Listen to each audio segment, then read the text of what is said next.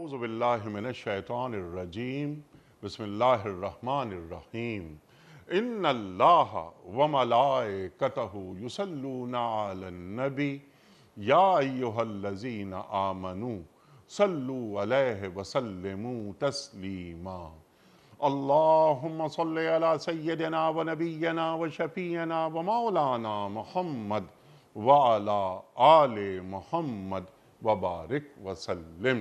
محترم خواتین و حضرات، السلام علیکم۔ پیام صبح کے ساتھ ایک بار پھر حاضر میں ہوں آپ کا میزبان انیق احمد۔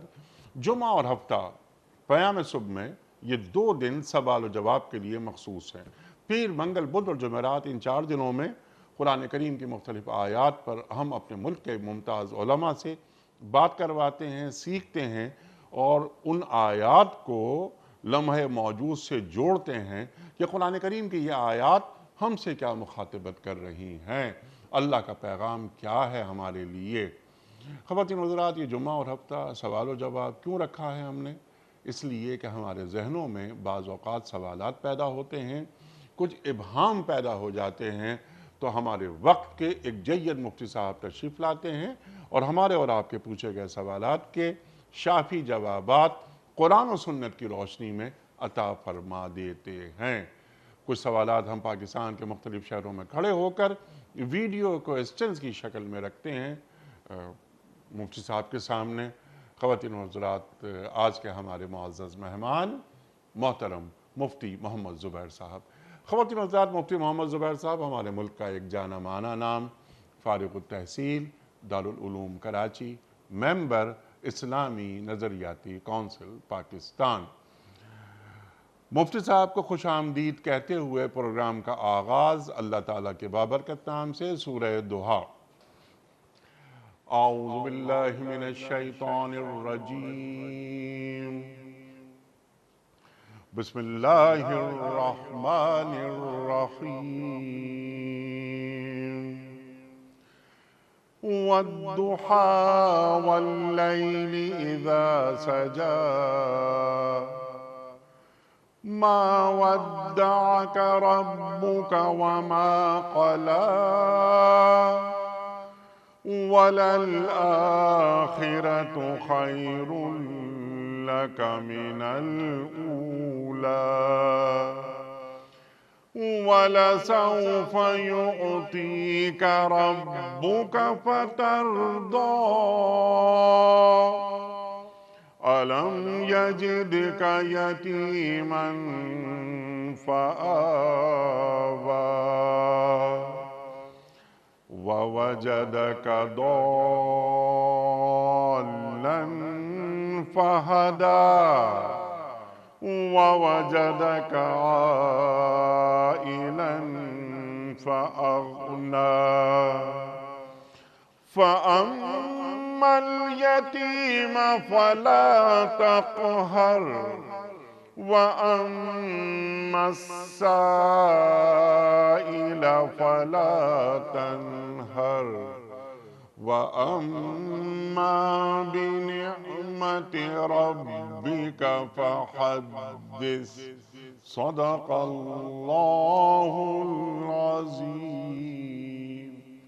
قسم ہے روز روشن کی اور رات کی جبکہ وہ سکون کے ساتھ طاری ہو جائے، اے نبی صلی اللہ علیہ وآلہ وسلم، آپ کے رب نے آپ کو ہرگز نہیں چھوڑا اور نہ وہ ناراض ہوا، اور یقیناً آپ کے لیے بات کا دور پہلے دور سے بہتر ہے، اور عنقریب آپ کا رب آپ کو اتنا دے گا کہ آپ خوش ہو جائیں گے۔ کیا اس نے آپ کو یتیم نہیں پایا اور پھر ٹھکانہ فراہم کر دیا، اور آپ کو اپنی یاد میں گم پایا اور ہدایت بخشی، اور آپ کو نادار پایا اور پھر مالدار کر دیا؟ لہٰذا یتیم پر سختی نہ کیجیے اور سائل کو نہ جھڑکیے، اور اپنے رب کی نعمت کا اظہار کیجیے۔ صدق اللہ العظیم۔ محترم مفتی صاحب کی خدمت میں آج کے پروگرام کے حوالے سے پہلا سوال محسن شاہین صاحب ہیں فیصل آباد سے۔ سوال ان کا یہ ہے کہ مفتی صاحب، آج کل مہنگائی بہت زیادہ ہے اور حکومت کی طرف سے ٹیکس بھی بہت زیادہ لگائے گئے ہیں، آج کل کے حالات کی روشنی میں یہ ارشاد فرمائیے کہ اسلام ٹیکس کے بارے میں ایک اسلامی ریاست کو کیا احکام دیتا ہے؟ ارشاد۔ بسم اللہ الرحمن الرحیم، نحمدہ و نصلی علی رسولہ الکریم، اما بعد۔ واقعتاً یہ آج کے دور کا، خاص طور پر ہمارے پاکستانی سماج کا، سوسائٹی کا سلگتا ہوا اہم ترین مسئلہ ہے۔ مہنگائی بہت زیادہ ہو گئی ہے اور اس میں کوئی شبہ نہیں کہ شاید پاکستان کے اہم ترین مسائل میں سے، ہماری نظر میں سب سے بڑا مسئلہ تو یہی ہے کہ اسلامی قوانین کا نفاذ اور ہمارے عوام اور حکمران اور ہم سب کی دین سے دوری، یہ سب سے بڑا مسئلہ ہے۔ اس کے بعد اگر ہم دیکھیں جو سب سے بڑا مسئلہ اس وقت پاکستان کا ہے وہ معیشت کا ہے، اکانومی کا مسئلہ سب سے بڑا ہے، اور لوگوں کی جو صورتحال ہے وہ آپ کے سامنے ہے۔ یقیناً مہنگائی بہت زیادہ ہو گئی۔ جہاں تک ٹیکسیشن کا تعلق ہے، ضرائب کہتے ہیں عربی میں اس کو، احکام الضرائب کے نام سے ٹیکسیشن کے شرعی احکام سے متعلق حضرات فقہائے کرام نے احادیث کی روح سے تفصیلی کلام کیا ہے۔ اس سلسلے میں سب سے پہلی بات تو یہ ہے کہ جو شرعی طور پر ٹیکسیشن سے متعلق فتاویٰ ہیں، ایک اسلامی ریاست کو ان بنیادی شرائط اور فتاویٰ کو لازمی سامنے رکھنے چاہیے۔ اور اگر ہم وہ دیکھتے ہیں تو آج کل کی دنیا کے جو انٹرنیشنل قوانین ہیں اس کے اعتبار سے بھی فتاویٰ بالکل مطابقت رکھنے والے ہیں، خاص طور پر اس باب کے اندر۔ مثلا سب سے پہلی بات تو یہ ہے کہ سب سے پہلا نقطہ تو یہ ذہن میں رکھنا چاہیے، کسی کا مال بھی جبرن لینا حلال نہیں ہوتا۔ لا یحل مال امرئ مسلم الا بطیب نفس منہ، آپ صلی اللہ علیہ وسلم نے ارشاد فرمایا کسی مسلمان کا مال اس وقت تک حلال نہیں جب تک کہ وہ طیب نفس سے، ذاتی رضامندی اور چاہت سے تمہیں نہ دے۔ نہ حکومت اس کو چھینے، نہ عام آدمی چھینے، نہ کوئی پارٹی چھینے، نہ کوئی ادارہ چھینے، کوئی کسی کا مال نہ لے۔ کسی مسلمان کا مال لینا، جبرن لینا شرعاً بالکل ناجائز ہے اور حرام ہے۔ قرآن کریم کی آیت کے اندر کیا فرمایا؟ یا ایھا الذین آمنوا لا تاکلوا اموالکم بینکم بالباطل، آپس میں ایک دوسرے کا مال باطل طریقے سے نہ کھاؤ۔ اصولی حکم تو یہ ہے، اصل بنیادی قاعدہ۔ البتہ ایک اسلامی ریاست کو اس کے نظم و ضبط کو چلانے کے لیے، اس کے پورے نظام کو چلانے کے لیے شریعت نے اس بات کی گنجائش دی ہے کہ وہ معتدل اور منصفانہ ٹیکسیشن کی پالیسی اگر رکھے تو شرعاً یہ جائز ہے۔ اور یا ایھا الذین آمنوا اطیعوا اللہ واطیعوا الرسول واولی الامر منکم، یہ جو تیسرا لفظ ہے واولی الامر، کہ اولو الامر کو، حکام بالا کو، مقتدرہ کو، ارباب اقتدار و اختیار کو عوام الناس پر ٹیکس لگانے کی جو ان کی طرف سے پالیسی ہے اس کی اطاعت اور پابندی کرنی ہوگی۔ شریعت کا بھی حکم یہ ہے۔ اصل جو اسلام کی سوچ ہے وہ میں نے آپ کو بتا دی، مجبوری کے درجے کے اندر اسلام نے خود اس کی گنجائش دی ہے۔ لیکن اب فتاویٰ کے اندر جو بات لکھی جاتی ہے وہ یہ کہ پہلی بات تو یہ کہ وہ ٹیکسیشن کی پالیسی ایسی ہو جس میں فلیکسیبلٹی ہو۔ اور فلیکسیبلٹی کا معنی کیا ہے؟ کہ بوقت ضرورت بقدر ضرورت۔ یہ نہیں ہے کہ آپ نے ایک ٹیکس کا کسی چیز پر حکم لاگو اور نافذ کر دیا، ہر وقت وہ غیر متغیر، غیر متبدل ہے اور ہر وقت ہے اور ہر صورتحال میں ہے، یہ نہیں ہے۔ بلکہ جب ضرورت ہو اس وقت لگایا جائے، ضرورت نہ ہو نہ لگایا جائے، اسلام کی اصل سوچ پر آیا جائے۔ اور کتنا لگایا جائے؟ بقدر ضرورت۔ اب یہ پہلی شرط ہو گئی، کنڈیشنز کو دیکھتے چلے جائیے، بوقت ضرورت بقدر ضرورت۔ نمبر 2 شرط، ٹیکس حاصل کرنے کے بعد ایک اسلامی ریاست پر شرعی ذمہ داری ہے وہ عوام کی حقیقی ضروریات میں ٹیکس کی رقم کو لگائے۔ مکس، ضریبہ، جو احادیث کے اندر الفاظ آتے ہیں کہ ٹیکس لگانا یا کسی پر کسٹم ڈیوٹی وغیرہ، یہ عوام کی حقیقی ضرورت آگے بیان کیا گیا ہے فتاویٰ کے اندر، فقہی کتب کے اندر، کلام کے اندر۔ بھائی کون سی حقیقی ضرورت؟ اس میں مثالوں میں لکھا ہے، پل بنانے میں، ان کے راستے بنانے میں، سرائے خانے بنانے میں، عوام الناس کے لیے تعلیم کا نظام کرنے میں، ہیلتھ کا، ایجوکیشن کا، پانی کا، سیوریج کا، سماجی، فلاحی، عوامی، رفاہی امور کے اندر خرچ کیے جائیں، نہ یہ کہ وہ حکمرانوں کی عیاشی، عشرت قدوں اور علل تللوں پر خرچ ہوں۔ اگر ٹیکس لیا جائے اور پھر حکمرانوں کے کسی بھی جگہ کے ہوں، کسی کی میں اسپیسیفک بات نہیں کر رہا، اگر کوئی بھی اسلامی ریاست کے حکمران ٹیکس لیں اور پھر ذاتی علل ترلوں پہ خرچ کریں، ناجائز ہے. یہ ریاست کے لیے کوئی اس کی شریعت میں گنجائش نہیں ہے. تو یہ دوسری شرط ہو گئی کہ وہ عوام کی حقیقی ضرورت پر ہو. ٹھیک. تیسری بنیادی کنڈیشن اور شرط یہ ہے کہ عوام کی استطاعت اور عوام کی طاقت کے مطابق ہو. ان کو کبھی مکلف اور ذمہ دار اور مسئول نہ ٹھہرایا جائے اس ٹیکس کا یا کسٹم ڈیوٹی کا جو ان کی استطاعت کے اندر ہی نہیں ہے. چنانچہ آج یا آپ دیکھ لیں ہمارے ہاں کیا صورتحال ہے تاجروں کی، بزنس مینوں کی اور عام لوگوں کی. یعنی یقین جانیے انیق صاحب واضح لکھا ہوا آ رہا ہے ایک غریب مضافاتی محلے کے مکان کے بجلی کے بل میں کہ جناب آپ کا بجلی کا بل ہے 4000، 2500، 3000، 2800، 2700، فلاں ٹیکس فلاں ٹیکس فلاں ٹیکس، اور اب آپ کا بل بن گیا 11000 کا. یعنی اصل ریٹ سے 1 گنا بھی ہوتا تو بھی بات تھی، 3 گنا زیادہ، 4 گنا زیادہ. بھائی اس کو کون سی منصفانہ کی تعریف میں آپ شامل کر سکتے ہو بھائی؟ یہ کہاں سے معتدل کے زمرے میں آ سکتا ہے؟ اس میں کہاں سے انصاف ہے، کہاں سے اعتدال ہے، کہاں سے لوگوں کے لیے راحت رسانی اور ہمدردی ہے؟ ہرگز نہیں ہے، بالکل غلط ہے. اسی طریقے سے یہ ایک اور شرط ہو گئی کہ عوام کی استطاعت کے مطابق ہو. 3 شرطیں ہو گئی.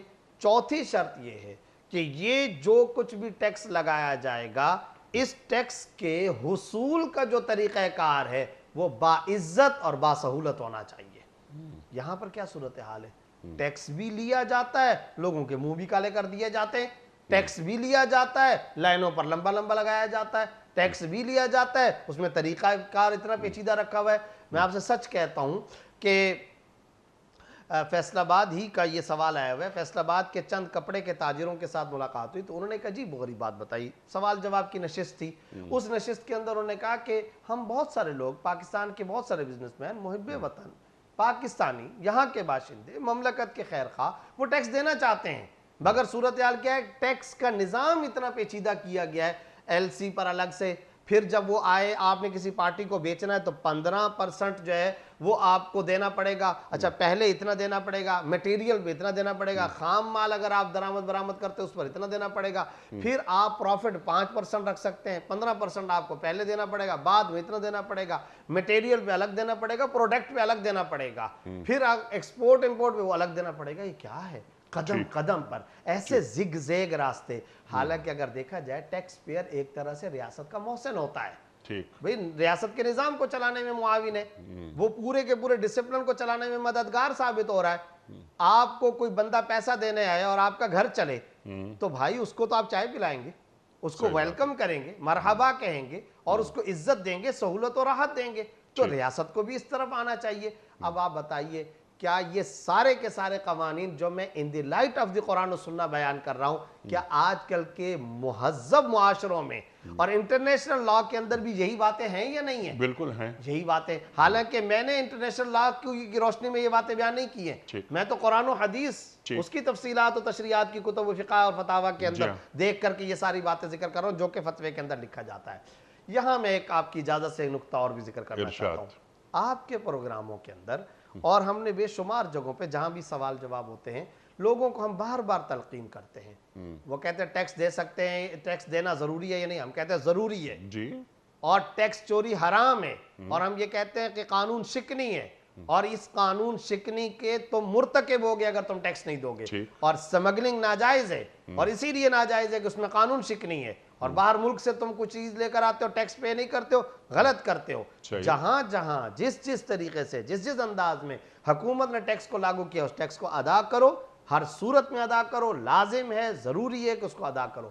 مگر یہ یاد رکھیں کہ یہ دو طرفہ معاملہ ہے. ٹھیک، دو طرفہ معاملہ ہونا چاہیے اور دو طرفہ ہونا چاہیے. آپ عوام کو اگر یہ بار بار جمعے کے خطبوں میں، تقریروں، بیانات میں، فتاویٰ میں، مسائل میں، اور وہ مسائل اور ان کے حل کے سوالوں کے جواب میں مسلسل یہ لکھتے رہے، عوام کو یہ لکھتے رہے، اور حکومت کا رویہ اس طرح کا ہو تو یہ تو چیک اینڈ بیلنس نہ ہوا. اب یہاں میرے کچھ سوالات ہیں آپ کی خدمت میں. تمام جو گفتگو آپ نے قرآن و سنت کی روشنی میں عطا فرما دی، سبحان اللہ سبحان اللہ. اور ایسا ہی ہے، عوام کی سہولت کا خیال رکھا جائے، خیر خواہی یعنی حکومت کے رویوں میں نظر آئے کہ وہ عوام کے لیے بہت فکر مند رہتے ہیں.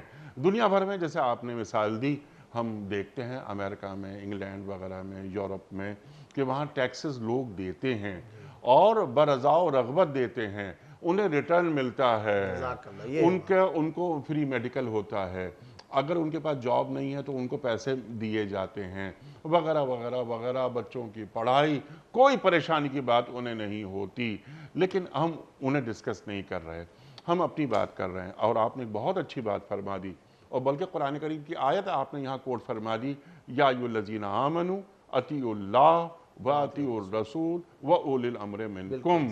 ٹیکس دینا ہے، ریاست کو مضبوط کرنا ہے، بے شک یہ عوام کی ہماری ذمہ داری ہے۔ لیکن جو آپ نے بات فرمائی نا، میں صرف ایک بات کہہ رہا ہوں آپ کی گفتگو کی روشنی میں، جو ٹیکس پالیسیز بناتے ہیں، ہمارا ایف بی آر ہے، ہمارا فائنینس ڈویژن ہے، وہاں آپ لوگ یعنی علماء کیوں نہیں جاتے؟ اور ہم نے آج تک نہ دیکھا نہ پڑھا کہ بجٹ کی تیاری میں کسی عالم دین کو شامل کیا گیا ہے۔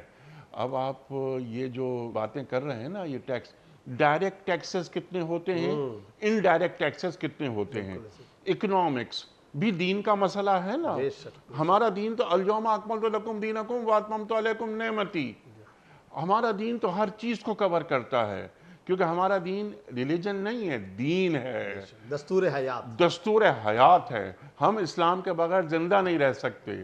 تو جناب والا، ایک ارب پتی آدمی بھی کنزیومر آئٹم پر اتنا ہی ٹیکس دے رہا ہے جتنا میں اور آپ دے رہے ہیں۔ یہ کہاں کا قانون ہے؟ ایک ٹیکس آپ اور میں دیتے ہیں، اس کے بدلے میں مجھے کیا مل رہا ہے؟ دنیا بھر میں ملتا ہے نا۔ تو ہمارے پاس ڈائریکٹ ٹیکسز زیادہ ہیں، انڈائریکٹ ٹیکسز کم ہیں۔ پوری دنیا میں اس کا الٹ ہے۔ بالکل آپ صحیح کہہ رہے ہیں۔ ارب پتی آدمی دین کیا کہتا ہے کہ وہ کتنا ٹیکس دے گا؟ پھر ایک ریاست سے محبت پیدا ہوتی ہے۔ اگر ٹیکس زیادہ لگ جائے اور آدمی کا، جیسے آپ نے بات فرمائی اور بالکل صحیح فرمائی، 4,000 روپے کا بل ہے بجلی کا، اس پہ 4,000 روپے ٹیکس لگ گیا، 8,000 کا بل، تنخواہ اس آدمی کی ہے 50,000، وہ کیا کرے گا؟ کچن چلائے گا، مکان کا کرایہ دے گا، بچوں کی اسکول کی فیس دے گا، کیا کرے گا وہ؟ تو پھر اس سے کہیں گے ہم کہ پاکستان زندہ باد، پاکستان کے لیے جان دو، پاکستان سے محبت کرو۔ اس کے دل میں پاکستان کے لیے محبت پیدا تو کی جائے۔ ہم نے اس سلسلے میں کیا کردار ادا کیا کہ ہم اس کے دل میں پاکستان سے محبت، ریاست سے محبت کے لیے کیا تعمیری کام کر چکے؟ آپ نے جو بات فرمائی کہ علماء کا اس میں شامل ہونا، دیکھیں اس سلسلے میں دو باتیں میں عرض کرتا ہوں۔ یہ صرف ٹیکسیشن کا معاملہ نہیں ہے، ہماری تمام پالیسیوں میں میں اگر علماء کی بات کروں گا تو شاید کچھ لوگوں کو، ہمارے لبرل دوستوں کو، کچھ سیکولر احباب کو برا لگ جائے گا، میں علماء کی بات نہیں کرتا، میں صرف یہ بات کہتا ہوں دین ہماری ترجیحات میں کتنا ہے۔ بہت اچھی بات ہے۔ اصل نقطہ تو بنیادی طور پر یہ ہے۔ اچھا، ٹیکسیشن کے معاملات کے اعتبار سے تو چلو ایک بات ہے کہ اس میں بہت ساری چیزوں کا دخل ریاست کے نظم اجتماعی کو چلانے کے لیے، ان کے امور کو مد نظر رکھ کر کے ٹیکسیشن کی پالیسیز بنائی جاتی ہے، بنانا چاہیے اس طرح۔ اس میں شرعی تعلیمات ضرور ہیں اور ان شرعی تعلیمات کا خیال رکھنا چاہیے، لیکن وہ معاملات جن کا براہ راست دین کے ساتھ تعلق ہے، ہماری ریاست میں ان کے اندر بھی علماء کی شمولیت نہیں ہے۔ مثال کے طور پر میں اس سلسلے میں آپ کو چھوٹی سی ایک مثال بتاتا ہوں۔ یکساں قومی نصاب تعلیم کا معاملہ چلا، پچھلے دور حکومت سے چلا آ رہا ہے۔ انیق صاحب، میں پچھلی حکومت کے اعتبار سے آپ کے سامنے اس تعلیمی نصاب سے متعلق ایک درد دل رکھتا ہوں۔ کیا ہے وہاں صورتحال؟ یہ ہے کہ جناب جو وزارت تعلیم کی اسلام آباد کے اندر بلڈنگ ہے، اس بلڈنگ کے اندر آپ جا کر کے منظر نامہ تو دیکھ لیتے نا، ہوا کیا ہے؟ مختلف این جی اوز کے نمائندے، اچھا او لیول والوں کے نمائندے، اور ہمارے یہ مختلف جو بورڈز ہیں، سندھ بورڈ، فلاں text book board, Punjab board, تعلیمی بورڈ، یہ وغیرہ، ان کے سارے نمائندے، وزارت تعلیم کے نمائندے۔ پہلی بات تو یہ کہ کوئی عالم دین اس میں شامل نہیں ہے کمیٹی میں، ٹھیک ہے، کوئی عالم دین نہیں۔ میں نے آواز اٹھائی، آپ نے آواز اٹھائی، اس پروگرام میں ہم نے 2-3 مرتبہ بات کی، اس کے علاوہ کچھ علماء نے جب بات کی، اہل علم، اہل بصیرت علماء نے، اب آپ حیران ہوں گے، ایک آدھ صاحب ریش، داڑھی والے، ان کی اپنی تعلیمی کوالیفیکیشن کیا ہے کچھ اتا پتہ نہیں بھائی، وہ کس کے نمائندے کچھ اتا پتہ نہیں. ایک آدھ اسلام آباد سے انہوں نے مولوی صاحب لیے اور وہ مولوی صاحب اسی بلڈنگ کے اندر بٹھا دیے گئے. کہاں؟ بلڈنگ کے پورے شعبوں میں سے کسی جگہ نہیں, کونے کے اندر ایک چھوٹا سا اسٹور ٹائپ کا تھا, وہاں ان کی کرسی لگا دی گئی ہے تاکہ یہ جو اعتراض ہے کہ جناب قومی تعلیمی نصاب بن رہا ہے اس میں دین, قرآن کی نمائندگی, حدیث کی نمائندگی, عربیت کی نمائندگی, تو اس سے اندازہ ہوتا ہے کہ دین کو کتنی ترجیح حاصل ہے اور دین کو ہم کتنی اہمیت دیتے ہیں. قانون براہ راست, قانون من لم يحكم بما انزل الله فاولئک هم الکافرون فاولئک هم الظالمون فاولئک هم الفاسقون, یہ سیریز ہے نا قرآن میں. قانون براہ راست اسلام کا موضوع ہے نا, قانون, لا, فقہ اسی کا نام. آپ مجھے بتائیے وزارت قانون کے اندر, لا منسٹری کے اندر اہل علم اور علماء کتنے ہیں؟ آپ آگے چلیے وزارت تعلیم میں کتنے ہیں؟ آپ آگے چلیے وزارت مذہبی امور کے نچلے افراد میں کتنے ہیں؟ آپ کی بات بالکل بجا ہے, لیکن کیونکہ ہم صرف فائنینس کی یا ٹیکسز کی بات کر رہے ہیں تو یعنی سوال تو یہ ہے نا, دین تو جیسے آپ نے فرمایا ابھی ایک ایک بات دین ہمیں تعلیم کرتا ہے اور اس میں کوئی مدافعانہ انداز نہیں ہونا چاہیے. کیونکہ بعض لوگ کہہ دیتے ہیں کہ جناب یہ آپ دین کو بیچ میں نہ لائیں. بھائی دین کو بیچ میں نہیں لائیں گے تو بات مکمل کیسے ہوگی؟ دین ہی تو رہنمائی کرے گا. کہ دین کوئی الگ چیز ہے اور ہماری زندگی الگ چیز ہے. اور اسی کو سمجھ لیجئے انیس صاحب, یہ جو میں نے ابھی ٹیکسیشن کی شرعی شرائط بیان کی ہیں, مجھے بتائیے کہ یہ شرعی شرائط ہے نا, بتائیے ان میں سے کون سی شرط ایسی ہے کہ جو غلط ہو, یا جو آج کل کے لوگوں کی راحت رسانی کے لیے نہ ہو, یا جو آج کے فلاحی اور سماجی کانسیپٹ کو سامنے رکھ کر کے یہ بیان نہ کی گئی ہو. گویا کہ یہ ساری دینی اور یہ ساری شرعی تعلیمات ہیں, اور اس لیے ہیں کہ فرد کو سکون ملے, معاشرے کو سکون ملے, ریاست کو سکون ملے. اللہ اکبر. اور جو ٹیکس کلیکٹرز ہیں, خاص طور پہ جو پالیسی میکرز ہیں, ان کو عوام کی سہولت کا خیال رکھنا چاہیے جیسا کہ آپ نے فرمایا, اور ٹیکس ضرور دینا چاہیے. یہ دینی تقاضا ہے, یہ ہماری شرعی ذمہ داری ہے. ٹھیک ہے مفتی صاحب. آپ ایک اور بات مجھے بتائیے, پاکستان میں کون سی مسجد ہے جس میں ٹی وی ہوتا ہو؟ نہیں ہوتا. ایک مسجد ایسی ہے, لیکن بل میں ٹی وی ٹیکس بھی مسجدیں دیتی رہی ہیں. یعنی مضحکہ خیز باتیں, مضحکہ خیز باتیں. پورے پاکستان کی مسجدوں نے کئی سالوں تک, سالہ سال تک کراچی کے اندر وہ مسجدیں ٹی وی ٹیکس دیتی رہی ہیں. حالانکہ آپ مجھے بتائیے اس کا کوئی وجود ہی سرے سے نہیں ہے. اسی طرح رفاہی ادارے, مدارس, یتیم خانے, فلاحی ادارے, ٹرسٹ کے ادارے, بھائی ان کو کم از کم ریلیکسیشن دو, ان کو رعایت دو. کوئی اس طرح کا معاملہ نہیں. تو ان کے سوال کے جواب میں مختصر جملہ ہم یہ کہتے ہیں کہ جناب اصولی طور پر ٹیکسیشن کے معاملات دو طرفہ ہیں, دونوں طرفہ اصلاح کی ضرورت ہے. عوام الناس کو بہرحال ٹیکس دینا ضروری ہے, لیکن حکومت کو بھی اپنے رویے پر بھرپور نظر ثانی کرنی چاہیے. سبحان اللہ, سبحان اللہ, سبحان اللہ. حکمرانوں کی ایک ذمہ داری ہے کہ عوام ان کے لیے دعا کریں, ان کے لیے دعا کریں کہ ہمیں ایسے عادل حکمران ہمیں نصیب ہوئے.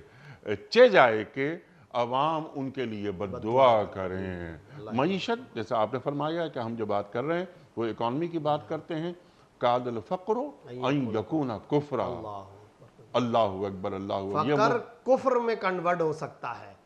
آپ بتائیے جب فقر سے انسان کا ایمان جا سکتا ہے تو حب الوطنی تو دور کی بات ہے. اللہ اکبر, اللہ اکبر, اللہ اکبر, اللہ اکبر.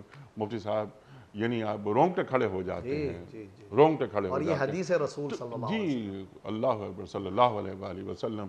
تو یہ فقیری کو, یہ مفلسی کو, کیا اللہ اور اللہ کے رسول صلی اللہ علیہ وآلہ وسلم امت مسلمہ کو مفلس اور فقیر دیکھنا چاہتے ہیں؟ کبھی نہیں. ربنا آتنا فی الدنیا حسنہ. اللہ اکبر. دنیا کے اندر حسنہ اور بھلائی چاہیے. تو یہ پوری امت مسلمہ کے حکمران وہ اس پر سوچیں, غور کریں, عمل کریں اور ہر آدمی تک یعنی سہولتیں پہنچائیں, وہ سکون سے اپنے گھر میں رہے.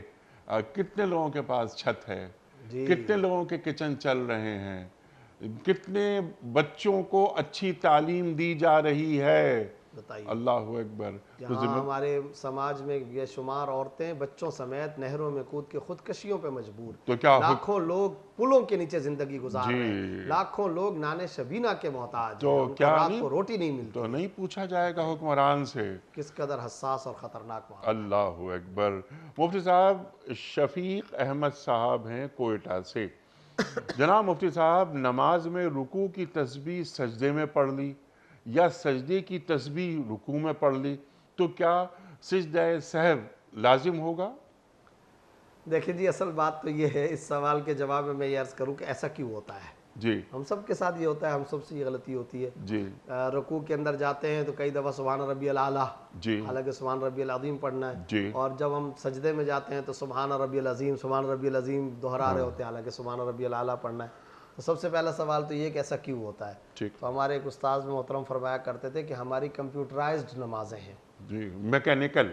میکینیکل جی روبوٹ ہے جی اور اس کا بٹن دبا دیا، جی وہ روبوٹ وقت مقررہ پر وہ سورہ فاتحہ اور پھر اس کے بعد سورت، اور وہ بھی پہلے سے فکس. اچھا وہ، اور پھر اس کے بعد اس روبوٹ نے پھر نیچے جانا ہے، ہاں پھر کمر اٹھانی ہے، پھر روبوٹ سجدے میں چلا جائے گا. پھر اب کوئی دماغ اس کا وہ کہاں چل رہا ہے؟ وہ تو دکان کے حساب میں چل رہا ہے، وہ تو سیاست میں چل رہا ہے، وہ تو معیشت کے چکروں میں چل رہا ہے، وہ تو دماغ ادھر ادھر چل رہا ہے. تو حالت یہ ہے ہماری.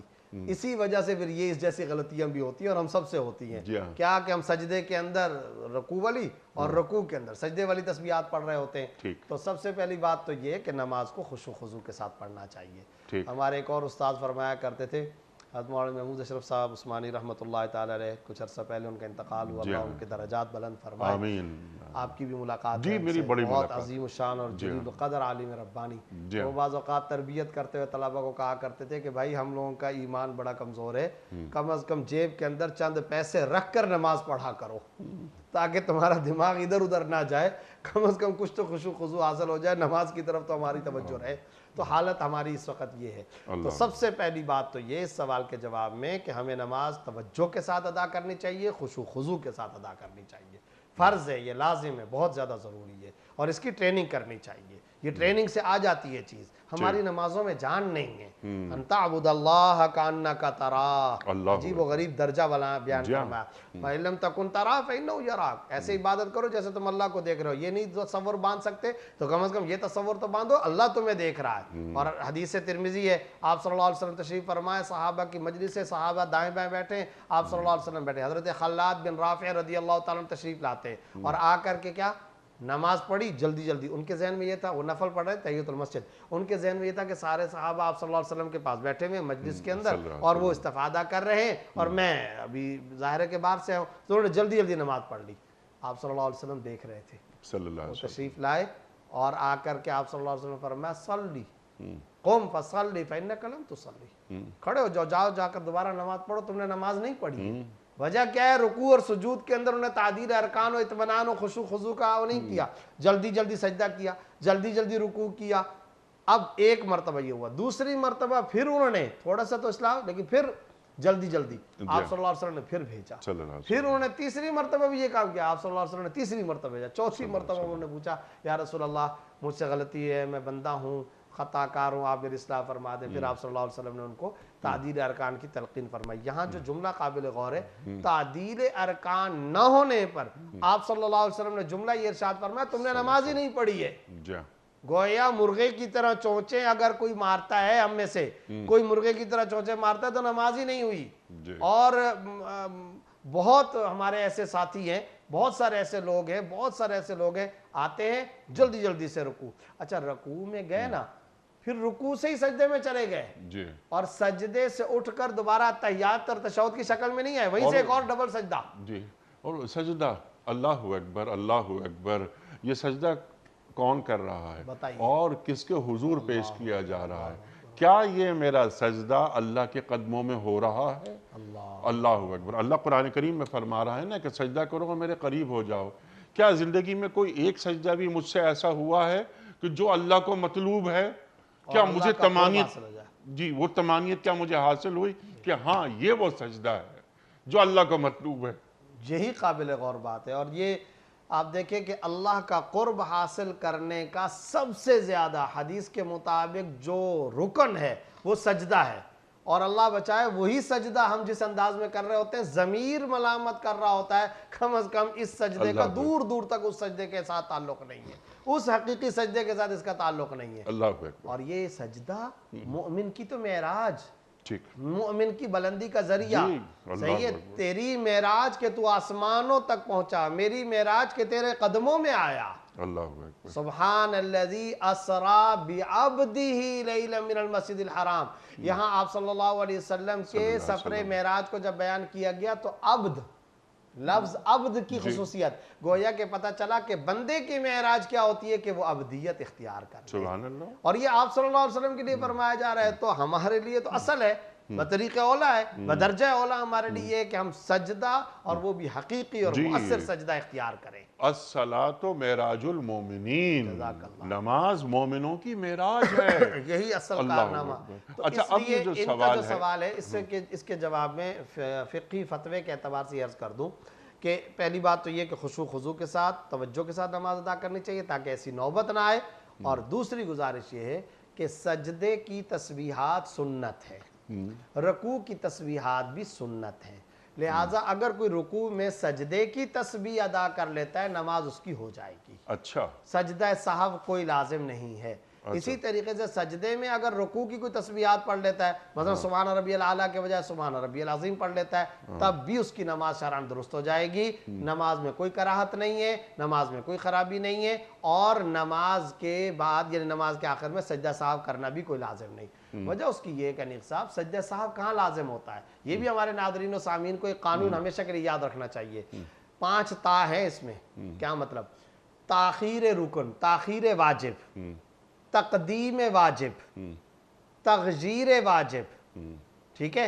کیا مطلب؟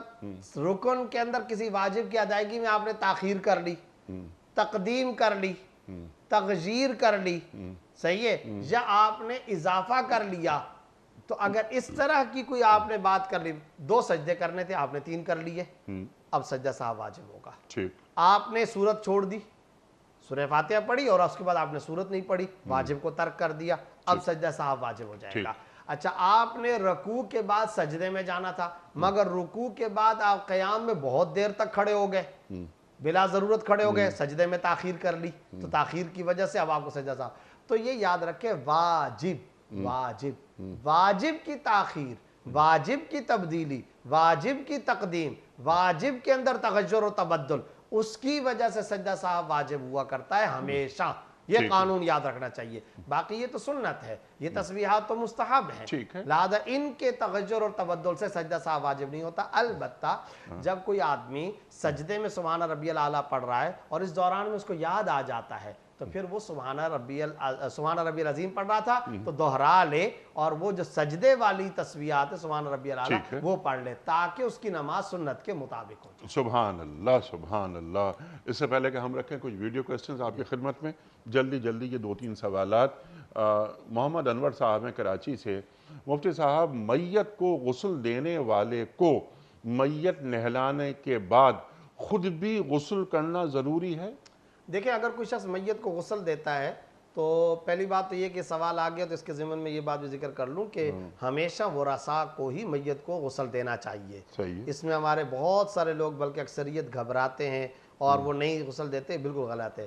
باپ ہے تو بیٹے کو چاہیے کہ وہ غسل دے، یہ اس کی آخری خدمت ہے، یہ آخری رسومات جس کو کہا جاتا ہے، تو رسومات تو نہیں ہے، یہ تو شرعی فرائض و واجبات ہیں۔ اور نماز جنازہ بھی پڑھائے۔ جزاک اللہ۔ بیٹے کو چاہیے کہ وہ اپنے باپ کا جنازہ پڑھائے، باپ کو چاہیے کہ بیٹے کو کا جنازہ پڑھائے، اور اہلیت نہیں ہے تو اہلیت پیدا کرے، اگر نہیں آتا تو سیکھے۔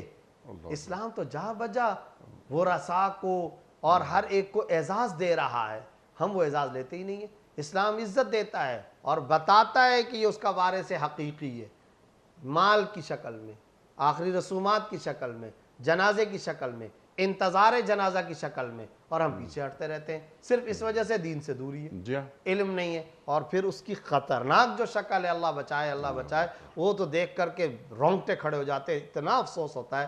کیا محلے کے سارے لوگ نماز جنازہ پڑھ رہے ہیں، بیٹا سائڈ پہ کھڑا ہے، یہ کیا بات ہو گئی ہے؟ رشتہ دار قریبی وہ سائڈ پہ کھڑے ہیں، یہ کیا بات ہوگی؟ تم جنازے کے اندر جنازہ پڑھانے کا تم کو اسلام نے کہا تھا، تم شریک تک نہیں ہو رہے، یہ کون سا طرز عمل ہے؟ اچھا کئی دفعہ ایسے بھی دیکھنے میں آیا کہ جی کپڑے خراب ہیں، یہ عجیب و غریب بات ہے، جنازے کا طریقہ نہیں آتا۔ اچھا بعض لوگ کیا ہے، شامل تو لازم ہوتے ہیں، باپ مر گیا تو بیٹا شریک تو ہوگا، لیکن مصیبت کیا ہے، اس کو اندر سے جنازے کا طریقہ نہیں آتا۔ تو یہ کیا ہے معاملہ بھائی؟ تو جنازہ یہ تو موت فوت کسی کے ساتھ بھی ہے، تم اپنی ماں کا بھی جنازہ نہیں پڑھو گے، اور اگر پڑھو گے تو صرف دکھاوے کے لیے ہاتھ پیر اوپر نیچے کرتے رہو گے، اندر تسبیحات اذکار وہ نہیں پڑھو گے، کیا ہو گیا تمہیں؟ سیکھو، جنازے کی دعائیں سیکھو، اور یہ گھر کی تربیت ہونی چاہیے، اور یہ گھر کے اندر سکھانا چاہیے، اور اس کا اہتمام کرنا چاہیے۔ جی ہاں بالکل، اس میں کوئی ہاتھی گھوڑے نہیں لگتے، 5-10 منٹ میں آدمی سیکھ لیتا ہے، اور اس وقت تو سر شرم سے جھک جاتا ہے۔ ہمارے بعض جو ہے نا اشرافیہ کے طبقے کے لوگ، سیاسی لوگ، وہ جنازے کے اندر عجیب عجیب حرکتیں کر رہے ہوتے ہیں، یعنی جنازہ آتا ہی نہیں ہے، اب وہ اللہ اکبر کہنا ہے، اس کے بعد اگلی تکبیرات پر ہاتھ نہیں اٹھانے، وہ ہاتھ اٹھا رہے ہیں، پھر ہاتھ کوئی چھوڑ رہا ہے، کوئی ہاتھ باندھ رہا ہے، کوئی جوتوں سمیت پڑھ رہا ہے، کوئی کیا کر رہا ہے، کوئی کیا کر رہا ہے۔ یہ صرف اس وجہ سے کہ ہمیں جنازے کا طریقہ نہیں آتا۔ اور خدا کے بندو، ماں نے مرنا ہے، باپ نے مرنا ہے، تمہاری موت فوت ہونی ہے، تمہارے بیٹے، اولاد، فیملی، اعزاء اقربا سب کے ساتھ موت فوت لگی ہوئی ہے، تو کم از کم اس کو بھی اپنی پلاننگ میں شامل کرو، دین کو ترجیحات میں شامل کرو۔ اللہ رب العزت ہم سب کو اس کی توفیق دے۔ سبحان اللہ، سبحان اللہ۔ اور جو انہوں نے سوال کے اندر پوچھا کہ میت کو غسل دینے کے بعد کیا غسل دینے والے کو بھی غسل کرنا لازم ہوگا، اس کا جواب یہ ہے کہ میت کو غسل دینے والے شخص کے لیے بعد میں خود غسل کرنا مستحب ہے، مستحب ہے، واجب نہیں ہے، لازم نہیں ہے۔ البتہ یہ مستحب بھی کیوں کہا گیا، اس کے پیچھے بھی لاجک یہ ہے کہ دراصل بعض اوقات وہ جو مردہ ہے، اس مردے کو نہلانے میں اس بات کا امکان موجود ہے کہ کوئی اس کی نجاست اس کے بدن اور کپڑے پر نہ لگ گئی ہو، ٹھیک ہے، مثال کے طور پر کوئی نجاست کا خروج ہو گیا، پھر پانی اس کے اوپر گرا، اس کی چھینٹیں یہاں اگر آ گئی، تو اس چیز کے لیے احتیاطاً افضل، مستحب، پسندیدہ یہ ہے کہ یہ جو غسل دینے والا ہے یہ شخص بھی بعد میں غسل کر لے، فرض اور واجب نہیں ہے، مستحب اور بہتر ہے۔ سبحان اللہ، سبحان اللہ۔ اس سے پہلے کہ رکھیں آپ کی خدمت میں ویڈیو کوسچن، محمد الیاس صاحب ہیں پشاور سے، سوال ان کا یہ ہے کہ 4 رکعت سنت مؤکدہ اور 4 رکعت سنت غیر مؤکدہ کی ادائیگی میں کوئی فرق ہے؟ 2 فرق ہے۔ اچھا، پہلا فرق تو یہ ہے 4 رکعت سنت مؤکدہ اور 4 رکعت سنت غیر مؤکدہ۔ سنت غیر مؤکدہ کا تو مطلب یہ ہے کہ نفل نماز، کوئی نہ کوئی 4 رکعتیں نفل پڑھ رہا ہے۔ سنت مؤکدہ کون سی ہیں؟ مثال کے طور پر ظہر سے پہلے والی، یہ سنت مؤکدہ ہے۔ سنت غیر مؤکدہ کون سی ہے؟ عصر سے پہلے والی اور عشاء سے پہلے والی۔ ان دونوں کی ادائیگی کے اندر یہ فرق ہے کہ جب سنت مؤکدہ کوئی آدمی پڑھ رہا ہوگا تو 2 رکعتوں کے بعد تشہد کے بعد وہ درود شریف نہیں پڑھے گا۔ اچھا، درود شریف نہیں پڑھے گا۔ اچھا، سنت مؤکدہ پڑھ رہا ہے، جیسے ظہر کی 4 سنتیں ابتدائی، وہ اگر پڑھ رہا ہے تو 2 رکعتوں کے بعد تشہد یعنی التحیات کے بعد وہ درود شریف نہیں پڑھے گا۔ اگر پڑھے گا تو سجدہ سہو واجب ہو جائے گا۔ اچھا، یہ یاد رکھیں، اگر پڑھے گا تو سجدہ سہو واجب ہو جائے گا، اس لیے کہ تشہد کے بعد اس کو فوراً کھڑا ہونا واجب ہے، واجب کے اندر تاخیر ہو گئی ہے، لہٰذا سجدہ سہو واجب ہوگا۔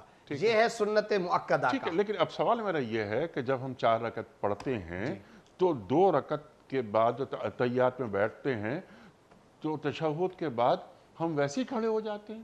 ہاں تو کھڑے ہونا چاہیے، کھڑا ہونا ہی لازم ہے۔ نہیں، آپ نے فرمایا کہ اگر وہ درود، یہ بتا رہا ہوں اگر کسی نے غلطی سے پڑھ لیا، پہلی بات تو یہ کہ درود شریف پڑھنا درست نہیں ہے، اور اگر پڑھ لیا تو سجدہ سہو واجب ہوگا۔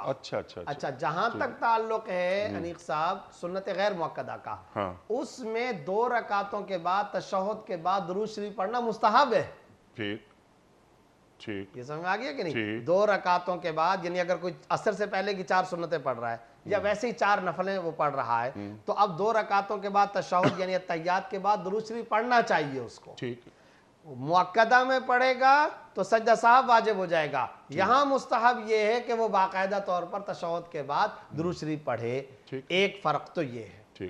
دوسرا فرق یہ ہے انیق صاحب کہ جو 4 رکعتیں سنت مؤکدہ جیسے کہ ظہر کی ہیں، وہ اگر کوئی پڑھتا ہے تو 2 رکعتوں کے بعد جب وہ کھڑا ہوگا تو 2 رکعتوں کے بعد کھڑا ہو کر ثنا، تعوذ اور تسمیہ نہیں پڑھے گا۔ अच्छा, जोहर की 4 सुन्नतें पढ़ रहा है, 2 रकातें उसने पढ़ ली, अब वो तीसरी रकात के लिए खड़ा हुआ 2 रकातों के बाद, तो अब वो अल्हम्दुलिल्लाह रब्बिल आलमीन से शुरू करेगा और सूरह फातिहा और सूरत पढ़ेगा, और सूरह फातिहा से पहले सना भी नहीं पढ़ेगा और अऊज़ु बिल्लाह और बिस्मिल्लाह भी नहीं पढ़ेगा। लेकिन जो सुन्नतें गैर मुअक्कदा हैं, जैसा कि असर से पहले वाली या इशा से पहले वाली 4 सुन्नतें, या वैसे ही 4 रकातें नफल की नियत से वो कोई शख्स पढ़ रहा हो, तो फिर जब वो 2 रकातों के बाद खड़ा होगा, अब उसको सना, तावुज़ और तस्मिया पढ़ना मुस्तहब है। अच्छा, तीसरी रकात में फर्ज वाजिब नहीं है, ठीक। पसंदीदा है, ठीक मुस्तहब है, ठीक। अफजल है कि वो अब जब तीसरी रकात में खड़ा हुआ तो फिर सना भी पढ़े ठीक। और उसके साथ साथ तावुज़ भी पढ़े यानी औज़ु बिल्लाह भी पढ़े, तस्बिया यानी बिस्मिल्लाहिर रहमानिर रहीम भी पढ़े। ये 2 फ़र्क हैं सुन्नत मुअक्कदा 4 रकातों में और सुन्नत गैर मुअक्कदा 4 रकातों में। ठीक है, क्लियर हो गई बात। हाँ, लेकिन ये मुस्तहब पर आपने जोर जी, दिया मुस्तहब है, है, मुस्तहब। ये बेहतर है। जी, हाँ, बस। ठीक है मुफ्ती साहब, कुछ वीडियो क्वेश्चंस आपकी खिदमत में। पहला सवाल मुफ्ती साहब के लिए। अस्सलाम वालेकुम। मेरा मुफ्ती साहब से ये सवाल है कि हज के बाद रिश्तेदारों की दावत करना शरीयत के लिहाज से सही है या नहीं? हजरत, देखिए, हज के बाद की दावत के हवाले से पहली बात तो ये समझनी चाहिए कि हज से पहले या हज के बाद दावत करना कोई कुरान और हदीस से साबित नहीं है, ठीक, सुन्नत और लाजिम भी नहीं है, और इसको दीन का पार्ट, हज का जुज़ या हज का हिस्सा समझा जाए और उसकी बुनियाद पर दावत की जाए तो ये बात तो गलत है, ये बात दुरुस्त नहीं है। अलबत्ता 2 बातें अलग से जी, वो पेश खिदमत करता हूँ। एक बात तो ये है कि देखिए, हज से जो बंदा आता है या जो बंदा हज पर जा रहा होता है, तो हमारे तमाम बुजुर्गान दीन का, औलिया कराम का ये मामूल रहा है कि उनसे मुलाकात करते थे। अच्छा, वो मुलाकात करने के लिए सफ़र भी करते थे। चुनाचे बुजुर्गान और हिंदुस्तान का ये बड़ा कई औलिया कराम का मामूल रहा, यानी साहब किसी उनको पता चलता फ़लाँ इलाके में, शहर में, बस्ती में कोई बंदा है जो हज पे जा रहा है, तो ये सफ़र करके उसके पास जाते थे और उससे दुआ की दरख्वास्त करते थे। दैट इज़ अ पॉइंट, दरख्वास्त दुआ के लिए। जी, अच्छा, दरख्वास्त दुआ के लिए क्यों? उसकी वजह यह है कि आपको पता है कि बुखारी में एक हदीस के अंदर एक अजीब अल्फाज है, अल्लाहुम्मा अग़फ़िर लिल हाज वलिमन इस्तग़फ़र लहुल हाज। सुभान ऐ अल्लाह, हाजियों की बख्शिश फरमा और हाजी लोग जिनके लिए बख्शिश और मग़फ़िरत की दुआ करें उनकी भी मग़फ़िरत फरमा। सुभान अल्लाह, सुभान अल्लाह, तो सुभान अच्छा, अल्लाह। और दूसरे नंबर पर आप हैरान होंगे, अरफात में जो आप सल्लल्लाहु अलैहि वसल्लम ने दुआएं मांगी हैं वो बड़ी अजीब वालेहाना दुआएं हैं, और उन दुआओं में आप सल्लल्लाहु अलैहि वसल्लम ने ये दुआ भी मांगी और सिफारिश फरमाई हुज्जाज के लिए, ऐ अल्लाह, इन हाजियों की जो आज अरफात के मैदान में आ रहे हैं इनकी बख्शिश फरमाना, और ऐ अल्लाह, ये हाजी यहाँ आकर जिनके लिए बख्शिश की दुआ मांगे तो उनकी भी बख्शिश करना। सुभान अल्लाह, सुभान। और फिर एक और हदीस के अंदर कंजुल अम्माल में वो रिवायत मौजूद है कि आज के दिन, अरफा के बारे में फरमाया, आज के दिन हाजियों तुम्हारी भी बख्शिश कर दी गई और तुम जिनके लिए मग़फ़िरत की दुआ मांगोगे उनके लिए भी। सुभान अल्लाह, ये सारी हदीसें हैं। सुभान अल्लाह, सुभान। इन हदीसों की वजह से ये बात समझ में आती है कि हाजी अरफा के मैदान में अपने जिन आज़ा अक़रिबा या जिन लोगों के लिए भी अगर दुआ करेंगे तो इंशाअल्लाह अल्लाह के फजल व करम से ये उम्मीद है कि वो बख्शिश और मग़फ़िरत का वहाँ लूट से मैदान लगा हुआ था, अल्लाह ने आम माफ़ी का ऐलान किया हुआ था। तो अब जो हाजी वालेहाना अंदाज में जिनके लिए मांगेगा तो उनकी भी अल्लाह मग़फ़िरत का फ़ैसला फरमाएंगे। तो अब ये बुजुर्गान दीन औलिया कराम इन हदीसों को सामने रखते हुए जाते थे, ताकि मसला इस हाजी का नहीं है, मसला ये है कि जब ये अरफा के मैदान में हमारे लिए दुआ करेगा तो हम बराह रास्त नबी की उस सिफारिश की फहरिस्त में आ जाएंगे, हम उस सिफारिश के ज़ुमरे के अंदर आ जाएंगे और हमें भी गोया नबी की वो दुआ लग जाएगी। इस बुनियाद पर अगर हाजी हज पर जाने से पहले लोग अगर उससे मिलने के लिए जाएं तो ये एक अच्छी बात है, मुस्तहसन, अफजल और अच्छी और बहुत अच्छा रुझान है, और इसमें कोई ख़राबी की बात नहीं बल्कि पसंदीदा है। हज से जब वो वापस आ जाता है तो इब्न उमर की एक रिवायत है कि हाजी जब हज से वापस आ जाता है तो 2 रिवायतें आती हैं। एक रिवायत ये है कि 40 दिन तक उसकी दुआएं कबूल होती रहती है, सुभान अल्लाह, नंबर 1। दूसरी रिवायत ये है कि हाजी जब हज से आया ना सफ़र करके, अब अपने मकामी अड्डे, इलाके, बस्ती, जिस जगह भी वो उतरा सवारी से, وہاں سے جب تک وہ گھر میں داخل نہ ہو، تو یہ ابن عمر رضی اللہ عنہ کا ذاتی قول تھا، تو ان سے اس وقت تک داخل ہونے سے پہلے اپنے لیے دعا کروا لو، سبحان اللہ، تاکہ اب وہ تازہ سبحان گناہوں سے بخشایا آیا ہے، اس کی مغفرت ہو چکی ہے، پاک صاف ہو کر آیا ہے۔ حدیث رسول صلی اللہ علیہ وسلم کے مطابق یہ ایسا ہے رجع کا یوم ولدت امہ، یہ ایسا جیسے اس کی ماں نے اسی دن اس کو جنا، عرفہ کے دن۔ تو اب چونکہ یہ پاک صاف ہو کر کے آیا ہے، طاہر مطہر، اب اس سے دعا کروا لو۔ تو اس بنیاد پر اگر حاجیوں سے لوگ ملنے کے لیے جائیں تو یہ بھی ایک اچھی بات ہے، دعا کی درخواست کریں۔ اور حاجی اگر یہ سوچتا ہے اسی بنیاد پر کہ لوگ اگر میرے پاس آ جائیں تو میں شکرانے کے طور پر ایک دعوت کر لوں، اللہ پاک نے مجھ سے ایک اچھا کام لیا، اور اپنے دوستوں کو اعزاء اقربا کو جمع کر لیتا ہے، تو اس میں بھی کوئی حرج کی بات نہیں ہے۔ البتہ شرط وہی ہے کہ اس کو سنت نہ سمجھا جائے، حج کا پاٹھ نہ سمجھا جائے، دین کا حکم اور جز نہ سمجھا جائے۔ یہ تصور لے کر کے اگر کوئی حاجی حج کی دعوت کر لیتا ہے لازم اور فرض اور واجب سمجھے بغیر، تو شرعاً اس میں کوئی حرج کی بات نہیں ہے، یہ ایک اچھی بات ہے اور اس میں شرکت کی جا سکتی ہے۔ سبحان اللہ، سبحان اللہ۔ افشوا السلام اطعموا الطعام، اطعموا الطعام، جی، سلام کو پھیلاؤ اور طعام کو پھیلاؤ۔ اللہ کے رسول فرما رہے ہیں اور صلی اللہ آخری علیہ وسلم، جملہ یہ ہے کہ تدخل الجنت بسلام، اللہ یہ دو کام کرو اور جنت میں سلامتی کے ساتھ داخل ہو جاؤ۔ سبحان اللہ، لوگوں کو سبحان کھانا اللہ، کھلانا غیر معمولی نیکی ہے۔ سبحان اللہ، دوسروں کو کھانا کھلانا غیر معمولی نیکی ہے۔ سبحان اللہ، سبحان اللہ۔ مفتی صاحب، آج کے پروگرام کا آخری سوال آپ کی خدمت میں، جناب والا۔ پروردگار بحروں بر۔ السلام علیکم مفتی صاحب، میرا سوال ہے کہ اگر وضو کے فرائض ادا نہ ہوں تو کیا نماز کی ادائیگی ہو جائے گی؟